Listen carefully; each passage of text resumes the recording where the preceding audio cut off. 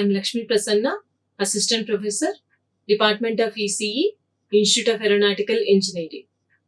In this session, we will discuss about the overview of 8085 microprocessor. So this topic includes the features of 8085 microprocessor, signal description, that is pin configuration of 8085 microprocessor, and architecture of 8085 microprocessor. Now, here, first, before going to discuss about the microprocessor, we should know first what is the definition of a microprocessor.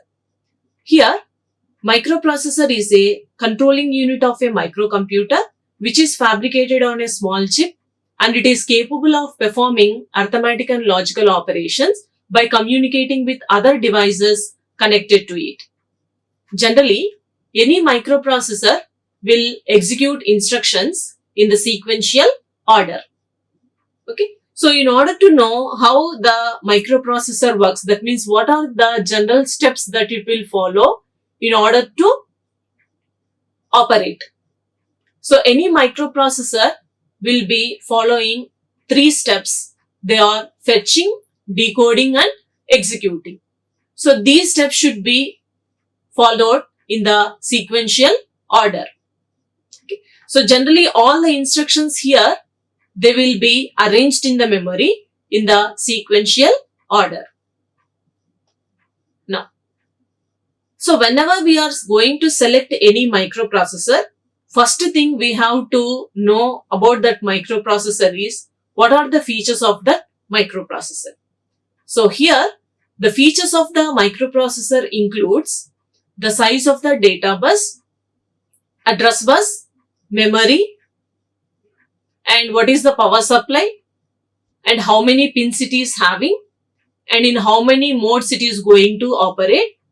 So all these things we have to keep in mind while selecting any microprocessor.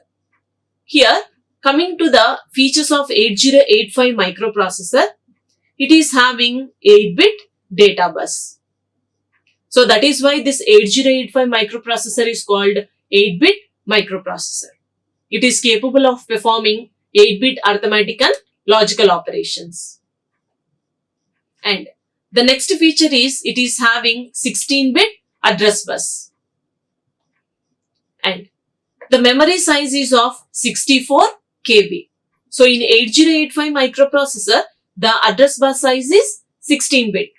So in order to calculate the memory size of a microprocessor, we have to consider the size of the address bus. So in 8085, the size of the address bus is 16-bit. So we have to write the value as 2 power 16. Okay, so this 16 represents the size of the address bus. So this value gives the memory size of that particular microprocessor. So here the 2 power 16 value is 64 KB. So the memory size of 8085 microprocessor is 64 KB. And so it is having 16-bit program counter. So generally the program counter, it is a register which is used to hold the address of the next instruction that is going to be executed.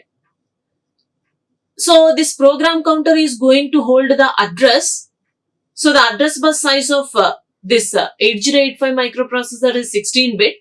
That is why the program counter size is also of 16-bit, because this program counter is also holding the address.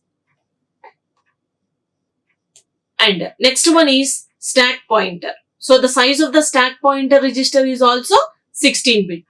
Stack pointer is also used to hold the address of the top of the stack.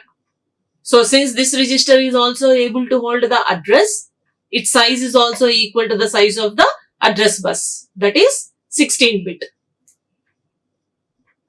Next. So here the registers that are available in 8085 microprocessor are 8-bit registers. So some of the registers are here. A. So A represents accumulator. It is 8-bit register. And next 8-bit registers that are available are B, C, D, E, H and L. Okay. All these are the 7 registers that are available in the 8085 microprocessor. And this 8085 microprocessor will be operating with plus 5 volts power supply. And another features are here. Since the registers available in 8085 microprocessors are 8-bit registers, so only 8-bit operations can be performed. For example, if we wanted to perform any 16-bit operations, we have to use that 8-bit registers in pair. Okay, so using 8-bit registers in pair means you have to use BC as one pair, B and C are 2 registers, 8-bit registers. If you want to perform 16-bit operations, you have to use the pair compulsory as only BC, and the next pair is DE, and next pair is HL. So we have to use 2 8-bit registers in pair in order to perform 16-bit operations. Okay, so the pairing of these registers will be decided based on the architecture. So we cannot use however we like the pairing. Okay, so this we have to follow this pair only in order to do the 16-bit operations, because based on the architecture, this pair has been decided. Next, so here the number of pins available for 8085 microprocessor is 40 pins. And it is also having multiplexed address and data lines. So multiplexed address and data lines means we only single pin can be used to carry address, and the same pin can also carry data. So in order to reduce the number of pins, we have designed this 8085 microprocessor pins as multiplexed pins. That means one pin can be performing 2 functions. And here the clock frequency, maximum clock frequency available in 8085 microprocessor is 3 MHz and minimum clock frequency is 500 kHz. And all these are the important features of 8085 microprocessor. Now, coming to the pin diagram of 8085 microprocessor. Okay, so here it is a 40 pin IC. And all the pins are arranged in dual inline package. Now, coming to here, all the 40 pins of 8085 microprocessor. Here, pin number 1 and pin number 2. They are X1 and X2. So, this X1 and X2 represents crystal oscillator pins. And next pin here, it is third pin, reset out. Next, fourth pin is SOD. So, SOD represents serial output data line. And fifth pin is SID, serial input data line. So, these SOD and SID, these two are the pins generally, they will be used for serial communication. And next, this sixth pin is trap pin. And seventh pin is RST 7.5. And here, eighth pin, RST 6.5. And this ninth pin is RST 5.5, and this INTR, that is 10th pin is INTR, interrupt request.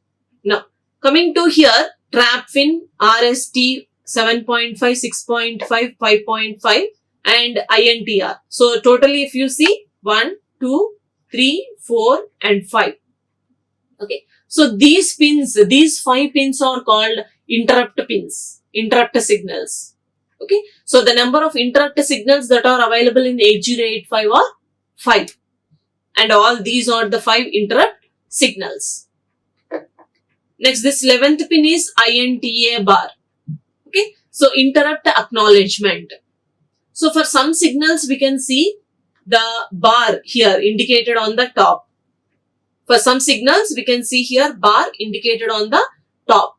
So all those are called active low signals. They will be enabled when they are made active low. And the next pins from pin number 12, pin number 19. If you see, all these pins are from AD0 to AD7. All these pins are address data multiplexer lines. Okay, so here the data bus width available in 8085 microprocessor is 8-bit. So from D0 to D7, these are the 8 data lines that are available. But these 8 data lines are multiplexed with the address signals, especially lower order address signals. But here only 8 address signals are being multiplexed with 8 data lines. But the address bus width available in 8085 microprocessor is 16-bit. So here there are 8 address lines. Okay, after these 8 address lines, we can also have here A8, A9, A10, A11, A12, A13, A14 and A15. These are the remaining 8 higher order address lines. These higher order address lines are not multiplexed with data. They are separate. They are meant only for carrying the address.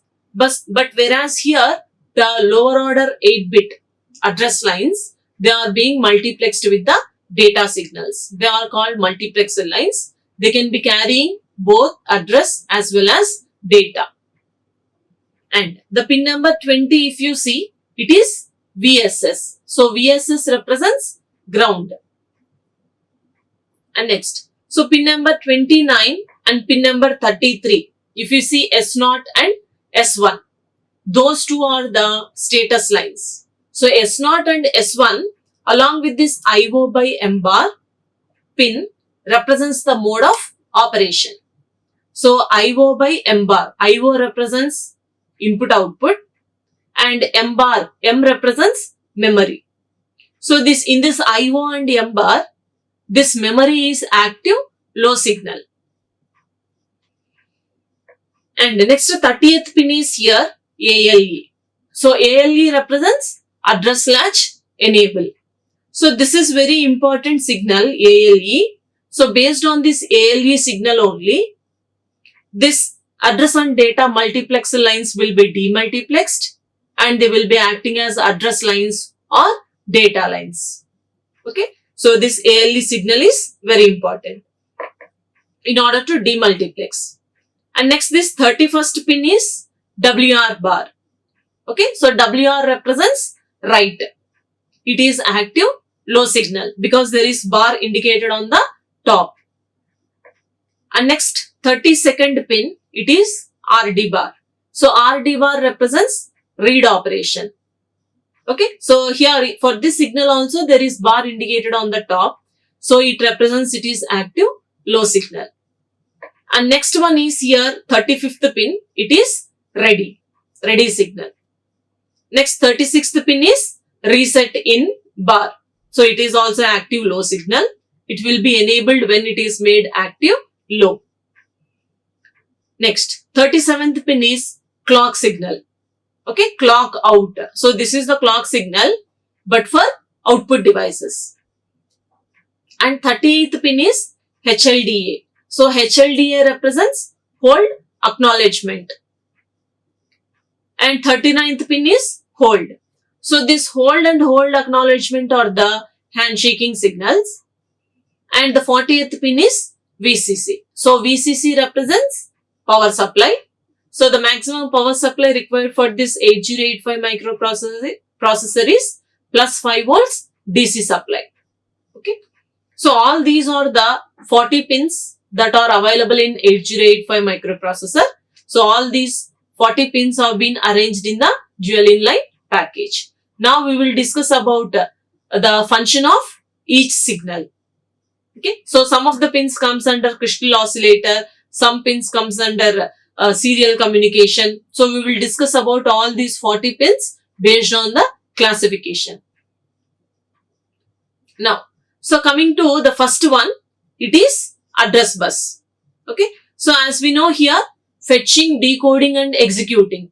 So in order to fetch any instruction from the memory, first the address should be sent. Okay. So the address will be sent with the help of address bus. The size of address bus present in 8085 is 16-bit. Okay. So only in order to transfer the address, the higher order address lines, that is from A8 to A15, they will be carrying the address. data bus. Okay, so the data bus size available in 8085 microprocessor is only 8-bit. Okay, so those 8-bit data lines, that is from D0 to D7, those 8-bit data lines are multiplexed with lower order address lines A0 to A7. Now, and coming to here, the power supply, we have VCC signal, which is used to represent the power supply, which is of plus 5 volts. And also we have another signal, which is called VSS, representing the ground. Now, coming to the next signals, control and status signals. So let us see what are all the signals that comes under control signals and status signals. Okay, so here there are 3 control signals and 3 status signals. The 3 control signals are read, write and ALE. So among these 3 control signals, the read and write signals are active low signals, because there is a bar indicated on the top. Okay, so whereas this ALE represents address latch enable, that signal is used to demultiplex the address and data multiplexer lines. Now, so coming to this control signal RD bar. So RD bar represents read operation. Okay, so since this is the active low signal, when it is activated, the microprocessor is going to read the information from the IO or memory. Now, next control signal is here WR bar.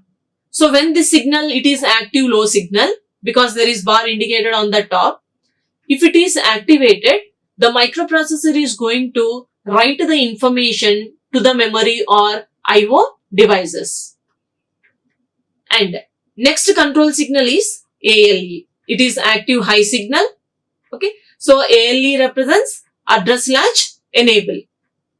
So based on enabling that ALE signal, that means whether if it is ALE 0 or ALE 1, the signals will be demultiplexing and they will be acting as address lines or data lines. Okay, so here ALE, especially it is used for multiplexer signals. Okay, so if that ALE is made active high, it is going to, that signals will be acting as address lines. If that pin is made active low, they will be carrying the data. Now, that is what about the 3 control signals. Now coming to the 3 status signals. Here this S0, S1 along with this IO by M bar will be deciding the mode of operation. So mode of operation means whether the fetching operation, reading operation, writing operation, or whether it is from the IO device or whether it is to the IO device, whether it is from the memory or whether it is to the memory. So all these status information will be decided with the help of these 3 signals that are available in 8085. So that is why these 3 signals are called status signals. So they will be indicating the status of 8085 microprocessor.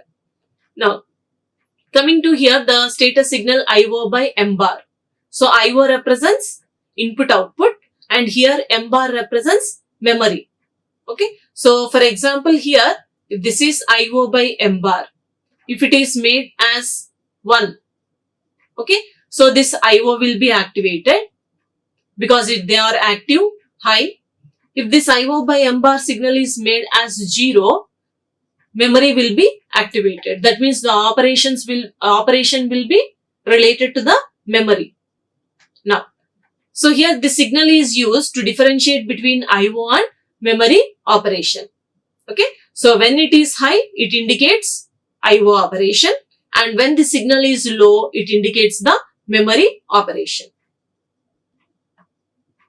Now, so this S0 and S1, these 2 are the status signals which will decide the type of operation. So the type of operation means whether reading or writing, what type of operation is performed. So this thing will be decided by this S0 and S1 status signals.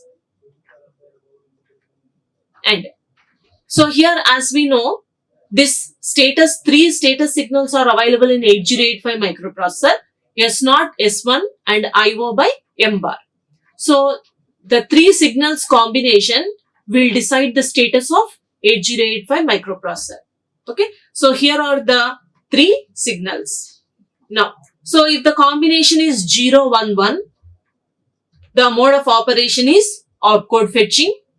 If it is 0, 1, 0, the mode of operation is memory read, that is reading from the memory.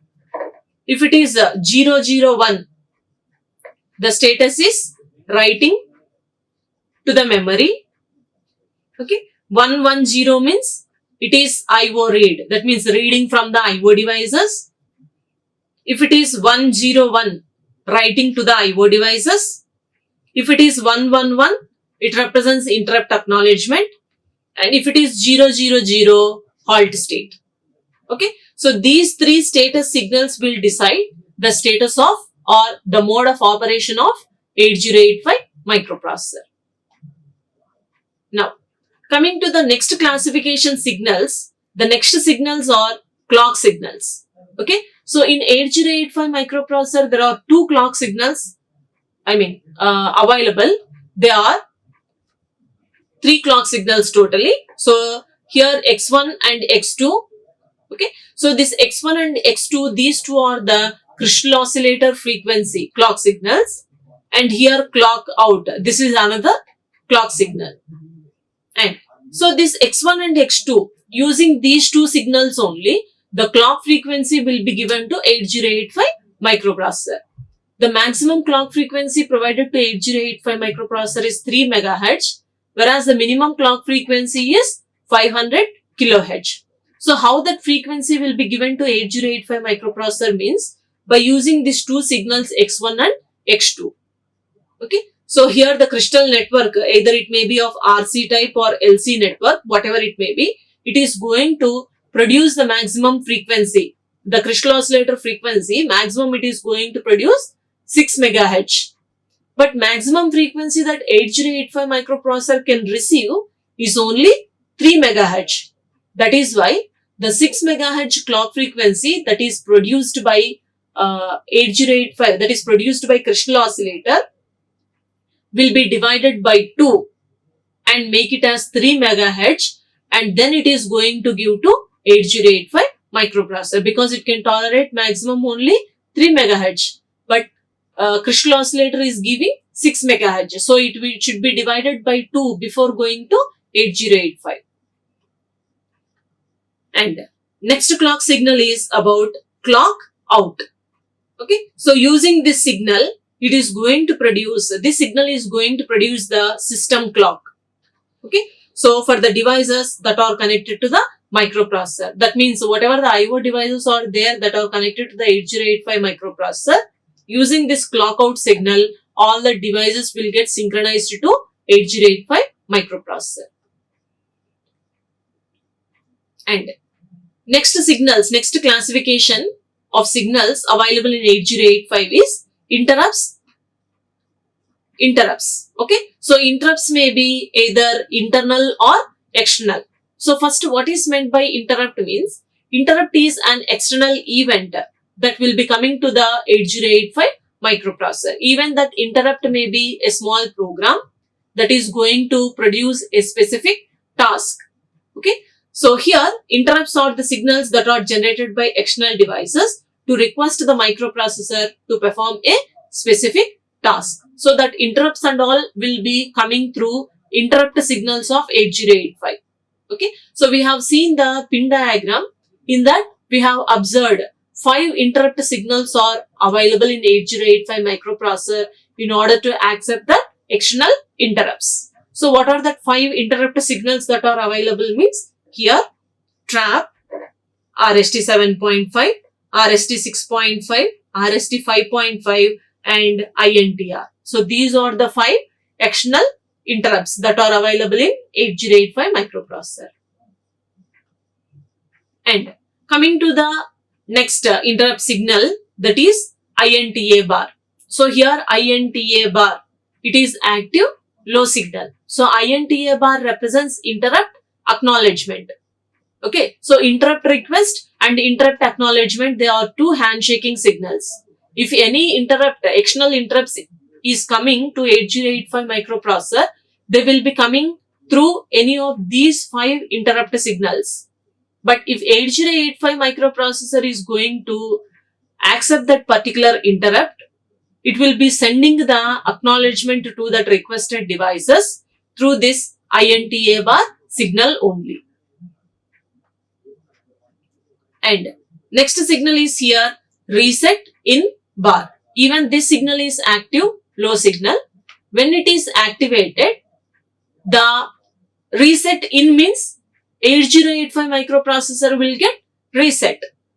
8085 microprocessor, if it is getting resetting, all the registers will be erased. The content present in all the registers will be erased, and also program counter will becomes 0. So reset in means microprocessor will get reset.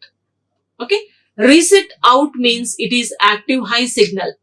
When it is enabled, the devices that are connected to 8085 microprocessor, IO devices that are connected to 8085 microprocessor will get reset. And the next signal is ready signal. Okay, so it is active high signal. When this signal is enabled, the importance of this ready signal is, so it indicates that the device is ready to send or receive data. Okay, so for example, if ready signal is low, actually this is active high signal. In any case, if it observes that the ready signal is low, then the CPU has to wait until unless the ready signal is high in order to continue the operation. And next signal is HOLD signal. Okay, so this HOLD signal is active high signal.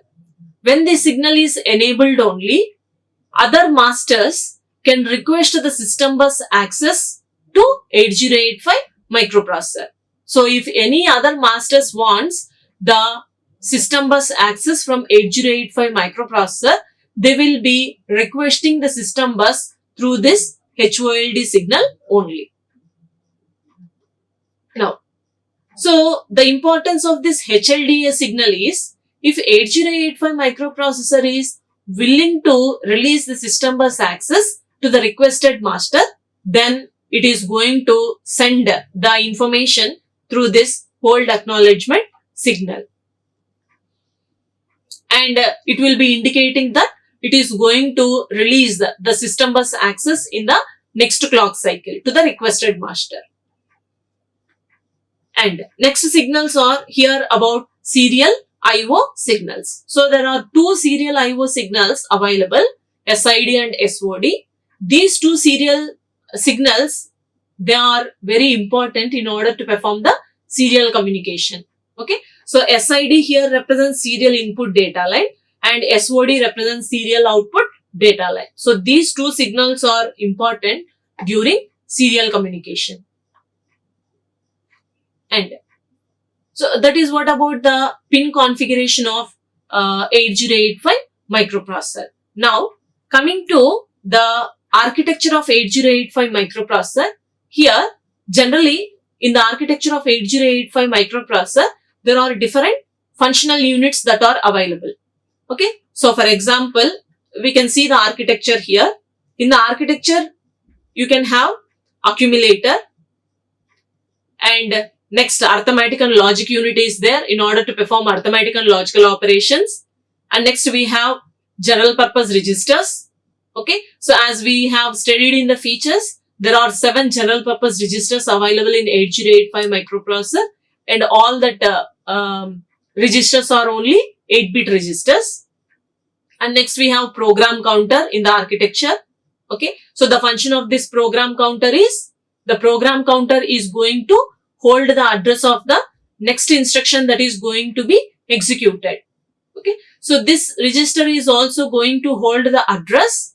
That is why its size is 16-bit, because the size of address bus available in 8085 is 16-bit. That is why PC size is also of 16-bit.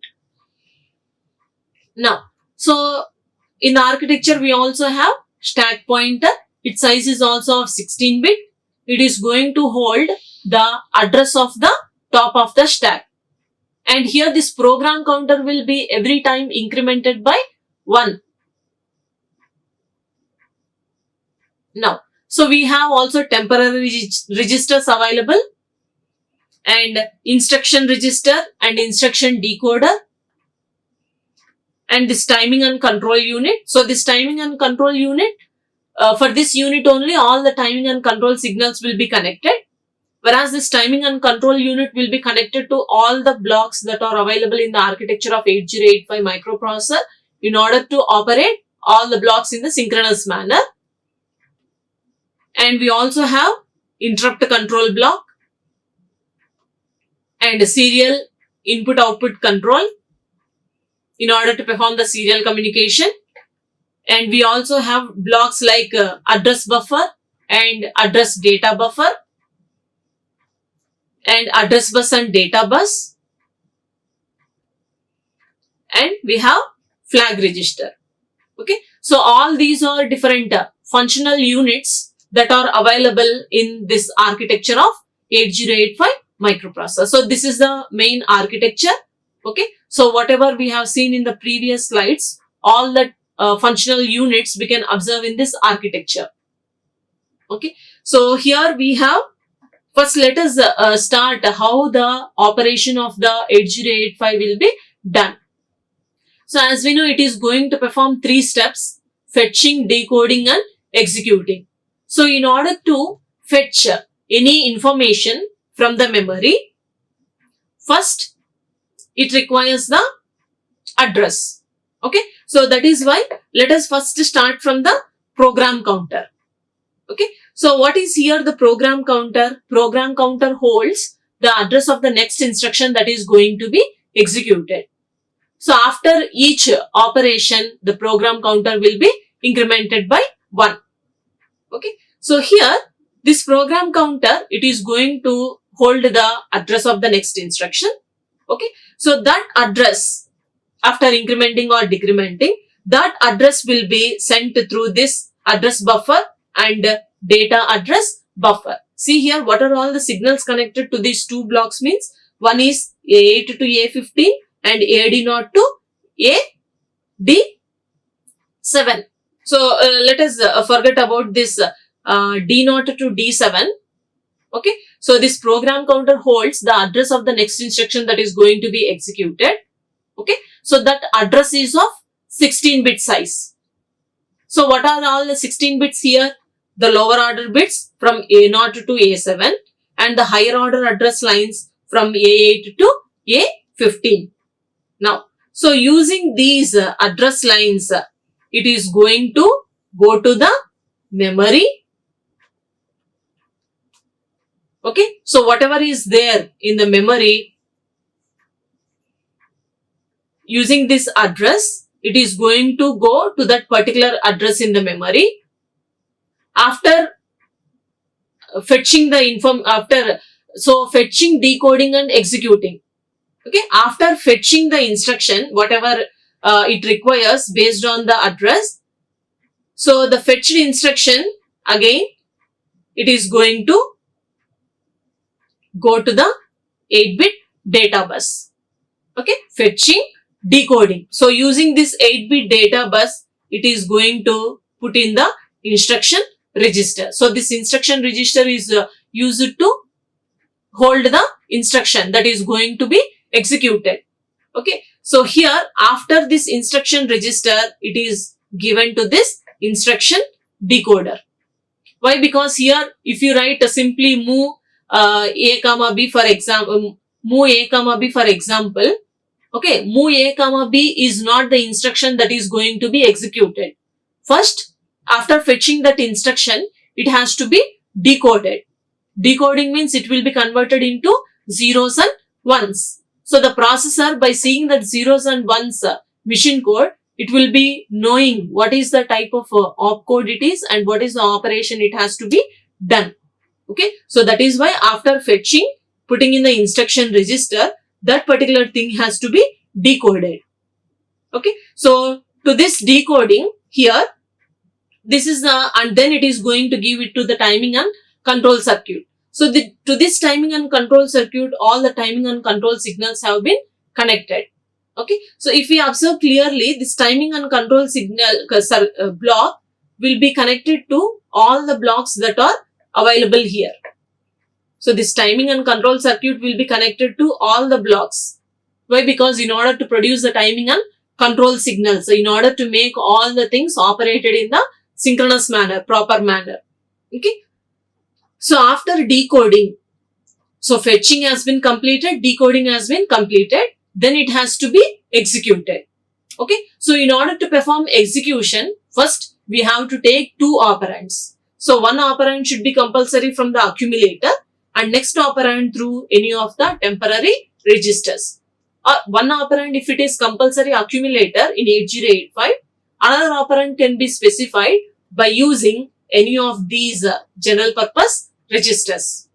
Okay. So using that, it is going to give the two inputs to the ALU. So this ALU you use it to perform the arithmetic and logic unit, which is used to perform the arithmetic and logical operations.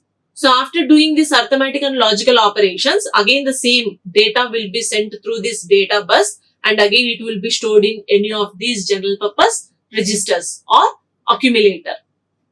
But here there is a flag register. Okay. So this flag register, the importance of this flag register is, the flag register is used to store the status of ALU. So here the result will be stored in these registers, but the status of ALU will be shown by this flag register. Okay. So this is the total operation that will be performed in this 8085 architecture: fetching, decoding and executing. And coming to here, the result of ALU will be stored in the registers, but the status of ALU will be reflected on the flag register. So here the flag register available in 8085 microprocessor is only 8-bit. Okay. So that is D0 to D7. So here this D0 bit is CY. So CY represents carry flag. Okay. And this D1 bit is undefined. And next bit is here D2. This D2 represents P. It represents parity flag. And next one D3. It is undefined. And next bit is D4. So D4 represents here AC. So AC represents auxiliary carry. AC represents auxiliary carry flag. And next to this D5 bit, it is undefined.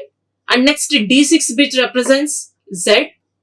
Okay. So this Z represents 0 flag. And next one is here S. So S represents sign flag. So all these are the 5 bits that are available in the flag register format of 8085 microprocessor. Now coming to here each bit. So first let us consider here the sign flag S. Okay. So generally since the size of ALU is only 8-bit and registers are only 8-bit, it is going to produce the result only 8-bit, that is from D0 to D7. Okay. So here in order to say about this sign flag, it is dependent based on this D7 bit. Okay. So for example, if this D7 bit is 1, it represents that the result, what the ALU has been produced, is in the form of negative result. Okay. So for example, if this D7 bit is 0, it means the result that is being produced by ALU is positive. Okay. So here based on this D7 bit, D7 bits decides the sign. Now, so coming to the 0 flag. Okay. So when this flag is set means, if the result that is produced by ALU is 0, then the 0 flag will be set. So if the ALU is not producing 0 as a result, then the 0 flag will be reset. And next flag is auxiliary carry flag. Okay, so here AC represents auxiliary carry flag. So since here it is going to perform only 8-bit operations. Okay, so here auxiliary carry means if there is any carry from lower nibble to higher nibble during addition operation, if there is any borrow from higher nibble to lower nibble during any subtraction operation, then we will say that the auxiliary carry flag is set. Okay, so lower nibble to higher nibble, nibble means 4 bits. Otherwise, we will say the auxiliary carry flag is not set. Okay, so when it is set means if there is any carry from lower nibble to higher nibble. Okay, that is for addition operation. If there is any borrow from higher nibble to lower nibble during any subtraction operation, then this auxiliary carry flag is set. Otherwise, it will be 0. Otherwise, it will be 0. Now, the next flag bit is parity bit. Okay, so when this parity flag is 1, when the parity flag is set means if the number of ones are even, then the parity flag bit is set. So since it is 8-bit, we have to consider only the lower 4 bits, the lower nibble, in order to say whether the parity flag bit is set or not. Okay, so for example, if the lower nibble consists of only even number of ones, then we will say that the parity flag is set. Okay, so parity flag is set if it consists of even number of ones. Even number of ones, especially only in the lower nibble. Otherwise, we will say the parity flag is not set.